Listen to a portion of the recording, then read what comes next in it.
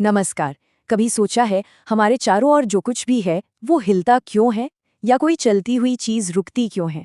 या फिर अपनी दिशा क्यों बदल लेती है? इन सभी सवालों का जवाब सर आइजैक न्यूटन के 3 बहुत ही सरल लेकिन जबरदस्त नियमों में छिपा है। चलिए आज इन्हीं नियमों की दुनिया में चलते हैं। अच्छा, इसे समझने के लिए ना एक बहुत ही आम अनुभव से शुरू करते हैं।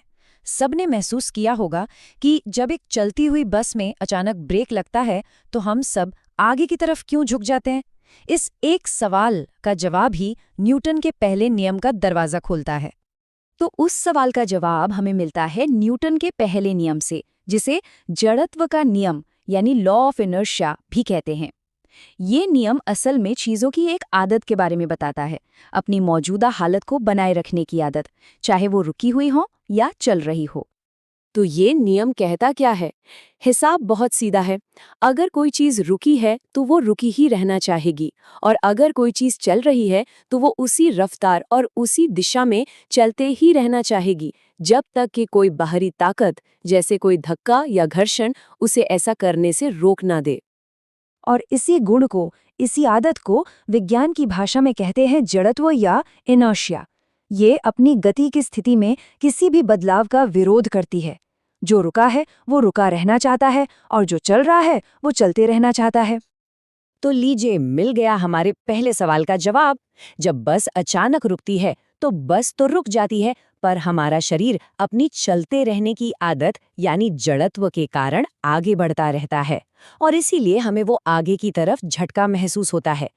ठीक वैसे ही जैसे मेज पर रखी किताब बिना धक्के के हिलती नहीं, या जमीन पर लुढ़कती गेंद तब तक नहीं रुकती जब तक घर्षण उसे रोक न दे। ठीक है, तो पहला नियम तो ये कहता है कि चीजें अपनी मर्जी से अपनी स्थिति नहीं बदलती। तो फिर सवाल उठता है कि वो बदलती कैसे हैं? क्या चीज है जो उन्हें बदलने पर मजबूर करती है? इसका जवाब हमें न्यूटन के दूसरे नियम में मिलता है। और यहीं पर आता है विज्ञान का शायद सबसे फेमस फॉर्मूला, F=m गुणा a, यानी फोर्स बराबर है मास गुणा एक्सेलरेशन के। बल किसी वस्तु के द्रव्यमान और उसके त्वरण के गुणनफल के बराबर होता है। ये छोटा सा फॉर्मूला गति के बड़े बड़े राज खोल देता है। मतलब बिल्कुल आसान भाषा में समझें तो किसी भी चीज पर जितना ज्यादा फोर्स लगाया जाएगा, उसकी गति उतनी ही तेजी से बदलेगी। और गति में इसी बदलाव को तो त्वरण या एक्सेलरेशन कहते हैं। तो ज्यादा बल मतलब ज्यादा त्वरण। ये नियम ये भी समझाता है कि किसी चीज का द्रव्यमान यानी मास इतना जरूरी क्यों है। सोचिए, एक हल्की सी गेंद है, एक हल्की सी किक मारेंगे और वो दूर चली जाएगी। लेकिन क्या उतने ही जोर से एक भारी पत्थर को हिला सकते हैं? नहीं, शायद वो अपनी जगह से टस से मस भी न हो। उसे हिलाने के लिए कहीं ज्यादा फोर्स की जरूरत पड़ेगी। यही दूसरा नियम है। अच्छा, अब आते हैं न्यूटन के तीसरे और आखिरी नियम पर। और ये नियम हमें बताता है कि इस दुनिया में कोई भी फोर्स, कोई भी बल अकेला नहीं है।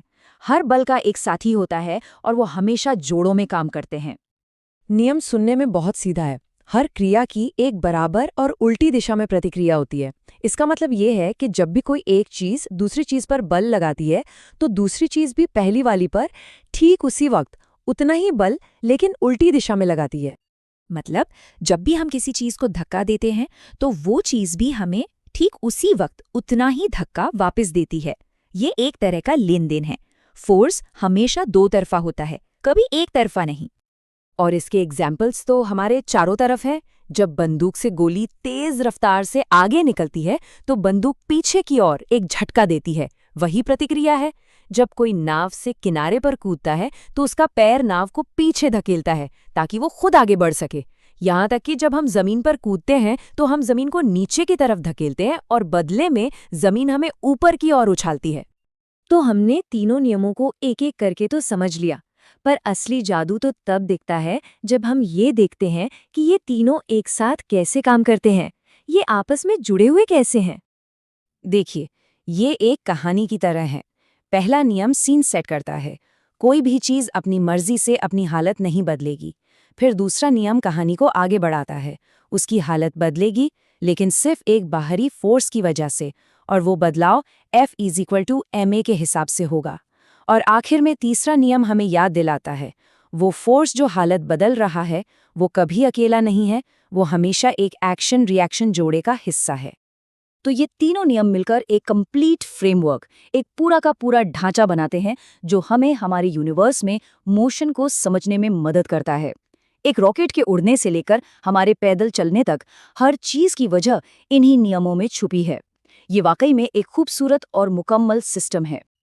तो अब एक सवाल, आज जब ये सब सुन लिया है तो अपने आसपास की दुनिया पर थोड़ा ध्यान दीजिएगा। इन नियमों को काम करते हुए देखने की कोशिश कीजिए, गाड़ी चलाते समय, कोई खेल खेलते हुए या बस चलते हुए भी। एक बार जब कोई इन्हें नोटिस करना शुरू कर देता है तो सच मानिए दुनिया को देखने का नजरिया ही बदल जाता है।